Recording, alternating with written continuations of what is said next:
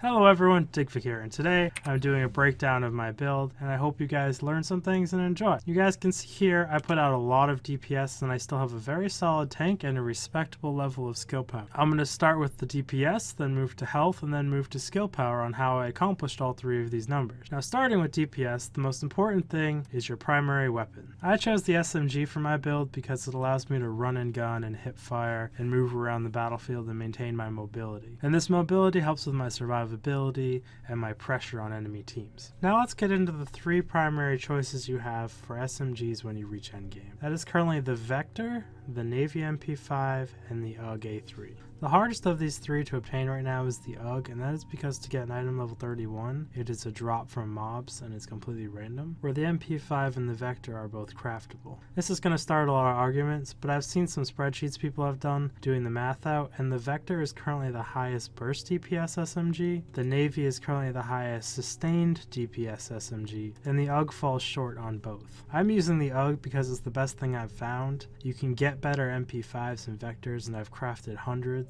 and I just haven't had any luck.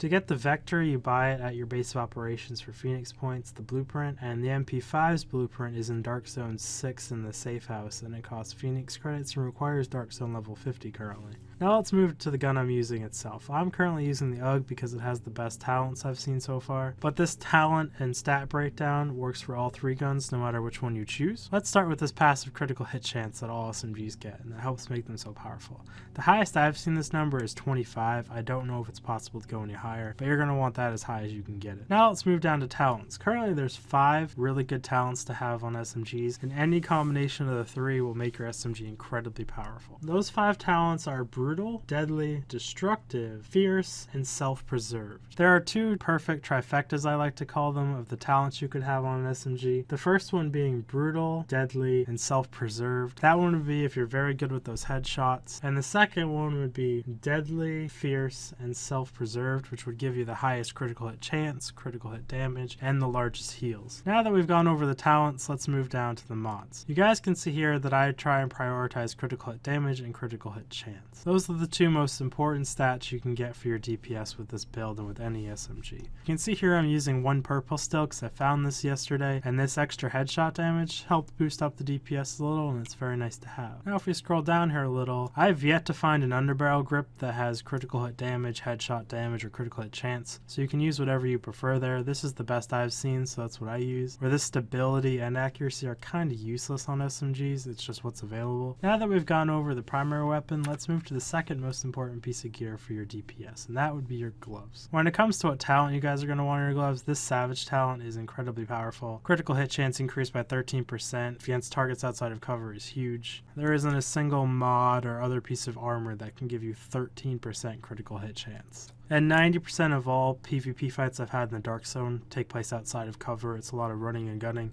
which makes this perfect. But I cannot get the perfect major attributes to roll with this, no matter how hard I try. So these are the gloves I'm currently using, and as you can see, they have high SMG damage, high critical hit damage, and high critical hit chance. So if you could get these 3 primary attributes with this talent, Savage, you will be in a perfect position. Now let's move to the third most important piece of gear for DPS, and that is your knee pads. Oddly enough, the talents here are just for utility. There's nothing important for health or primary DPS, so I'm going to leave those out. But you can see here the major attribute, you can get critical hit damage on your knee pads, which increases that DPS with SMGs just that much more. Another important stat to DPS is enemy armor damage. With more and more people getting tankier and tankier as people discover it's a good build, this is becoming more and more important. And this number also helps increase that primary DPS. So you should try and get this on any piece of gear that you can. And now we're going to move on to the next piece of gear, and that would be your mask. None of the mask talents help with DPS, and that's what we're going over right now, but you can see here that you can get critical hit chance on your mask, which helps push this just a little bit higher. And if we scroll down here, you can see that I try and put pulse critical hit damage bonus or critical hit chance bonus on all of my gear,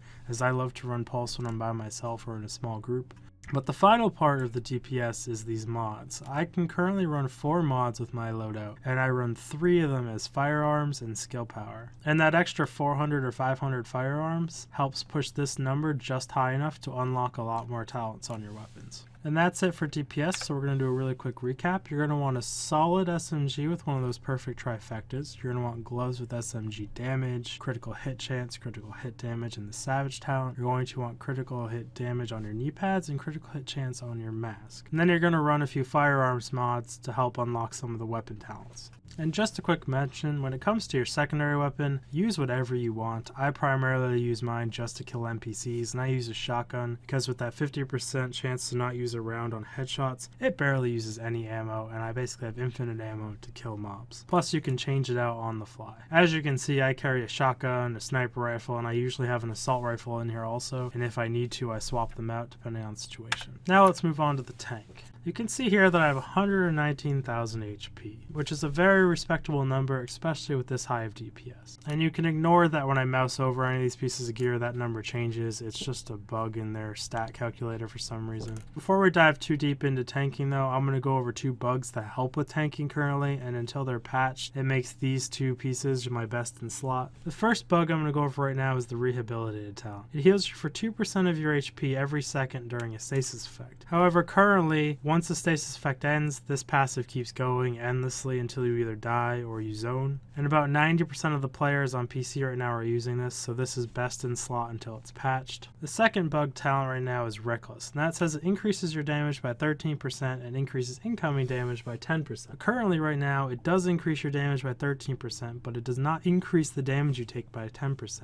If you look at my character sheet here real quick, you can see that 10% is actually added to my all damage resistance, meaning you take 10% less damage. So until this is patched also, this is going to be your best in slot. And now that we've gone over those two bugs that a lot of people are using currently, another thing to notice while we're here is this armor stat. Once this mitigation reaches 65%, it is hard capped. There's no point to stack any more armor. You can't get any more resists no matter what. If we scroll down a little, you can see exotic damage resilience, and I've heard rumors that this actually reduces damage from anything a player does to you, but I am not confirmed on that yet, and as you can see, mine is currently 0%. Now let's move back to the inventory screen. Before I dive into each piece of gear, I'm going to go over one final thing with you guys. When you restock in this game, it goes off the stats you currently have on your gear equipped. So you can see here that this backpack adds 75% ammo capacity, and this backpack increases medical kit capacity by 2%. So if I equip this and rearm, I actually pick up 75% more ammo, and then I can swap back to this backpack and I maintain that extra ammo. That frees up you extra minor attribute slots on both your backpack and your chest piece, which you can have ammo capacity. It just means restocking takes a little longer because you have to swap out your gear before you restock, but I have found that worth it, and that's how I do it.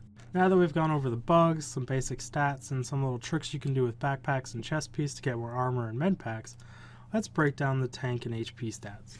Now let's start with the chest piece. When it comes to the talent on your chest piece, right now Reckless, since it's bugged, is best in slot hands down. Once that gets patched though, I would choose the Rapid talent. This reduces the cooldown of all of your healing spells, allowing you to heal more frequently, effectively giving you more HP. As for all pieces of armor, rolling primary attribute stamina is very important and getting that as high as possible. When it comes to major attributes, health and armor, always good for tanking. But remember with armor, don't pass that 65% hard cap where it's a wasted stat. Minor attributes for make this chest piece perfect. This would actually be a high ammo capacity one, so I didn't have to swap out my chest piece, but I currently spent my reroll on getting this slot, so I'm sticking with the experience. Skill attributes, this is one of my few pieces that doesn't have anything to do with pulse, critical hit damage, or chance, but I have to go with what RNG gives me. Now let's move over to the mask. The best in slot talent for your mask right now is still Rehabilitated because it's bugged. Once they patch this though, I would go with the Refresh talent. The Refresh talent, when your health is in the last segment, all your healing is improved by 30%. That'll make med packs and your self heal you for a lot more, giving a ton more effective HP. We've already gone over the major attributes. You can see here what I was talking about. I try and do pulse critical hit damage. We've already gone over the knee pads, and there's no major abilities there for tanking. Just roll a high armor and get some high stamina base. Let's move over to the backpack. Now when it comes to my backpack, this is the single most important piece of gear for my skill power number. You can see here that the specialized talent is the best talent you can have on your backpack right now. It adds 13% of your firearms and stamina to your skill power. It doesn't add up to much, but that's an extra 500-ish points, which is pretty solid. Now if we scroll down here to this major attribute, you can see that 5500 plus skill power is huge. A lot of tank builds I see only have about 6000 total skill power, and I don't really know how they do it. I find I have way more effective HP having having around 20,000 skill power with my heal, and I also find that the ability to kill people is severely hindered having such a weak pulse with only having 6,000 skill power. And I'm personally comfortable with my 53% armor resists, where a lot of people give me a lot of flack for not being at 65%, but to each their own. If you feel more comfortable at 65% damage mitigation, you can change out your mods from skill power to armor. That's a personal choice. We've already gone over the gloves. Same thing, try and get as high armor roll as you can and stamina, but mostly the gloves are just for DPS. When it comes to your holster, none of the talents are that amazing. I guess the best in slot would probably be Steadfast. That wall and cover health regeneration kicks in twice as fast, but I use this one because it got pretty good stamina and firearms rolls, plus this 400 armor is really nice for tanking. Now that we've done a complete breakdown of my gear, let's move on to what skills I use. When it comes to my active skills, the only one that never changes is this first aid skill. And when it comes to the first aid skill, I use Overdose as my mod, as it increases the self-heal, which is the most important part of this, is to heal yourself as much as you can to give yourself more effective HP while tanking.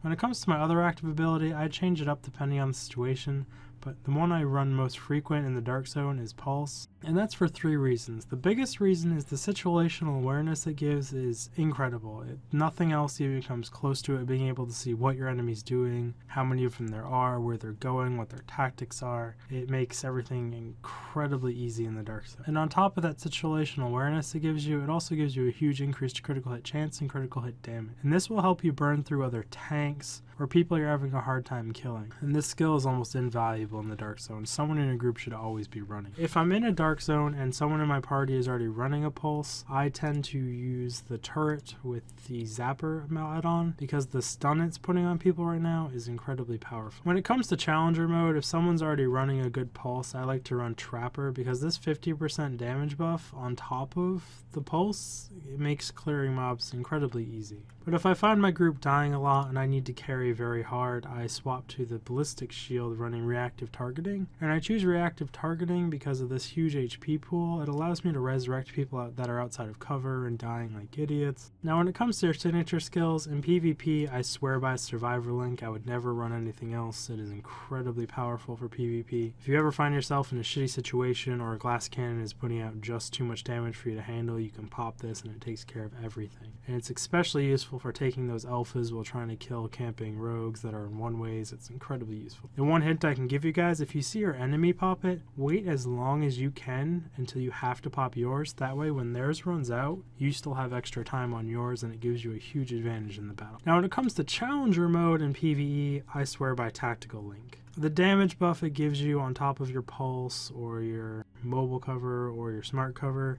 is huge. Any pesky wave of shotgun rushers, bosses, those heavy guys, you can melt when you're running Tactical Link and it speeds up Challenger runs. Now Recovery Link, I've never used it. Some people use it for the res. I find these other two far more useful. Now that we've gone over the active skills, let's move over to the talents. And we'll start with the only talent I have that helps with DPS, and that is the One is None. If you're not using this, you should. It's a ton of free DPS. If you can land those headshots, it allows you to keep putting damage down range almost indefinitely. It's huge. And when conserving ammo in the Dark Zone, that's also incredibly important, so when you get into those PvP fights you have ammo. Now let's move over to the other 3, which all help with survivability. One thing to note is the bugged chest piece talent, Reckless, also allows you to overheal on all healing abilities. So Adrenaline, if you're running it with the Reckless talent, is redundant, so you can change that to something else. Critical Save is the most important talent for being a proper tank in this game. I see people in the comments talk about how they got all set up, 65% mitigation, and they still melt to DPS. It is incredibly important as a tank to wait till your last bar of HP to pop that med kit, and it takes some getting used to time that V just right, but when you get this buff is when you really become a tank and people have a very hard time dealing with you. And if I'm fighting multiple people and I see a guy pop medpack and start taking no damage, I swap to another target and wait for this to run off so I can try and kill him again. Now let's move on to the combat medic talent. It doesn't say here in the description, but you also count as a party member. So when you pop a medpack, it'll heal you for the default amount and then plus 40% more. With this bonus, you can heal from nothing to 100% overheal with a single medpack, increasing your effective HP by a large amount. Now let's move to Strike Back. This is the only talent that I would possibly swap out for something else right now. I like having the 20% cooldown reduction as it lets me heal more frequently and my pulse is up more often as I'm low HP as a tank. But if anyone knows anything else that works better or stacks better with any of these other talents, I would love to hear your guys' opinion. I'd like to thank you guys for watching, and I would love to hear your feedback or any criticism you have on the build. And thank you guys so much for all the support.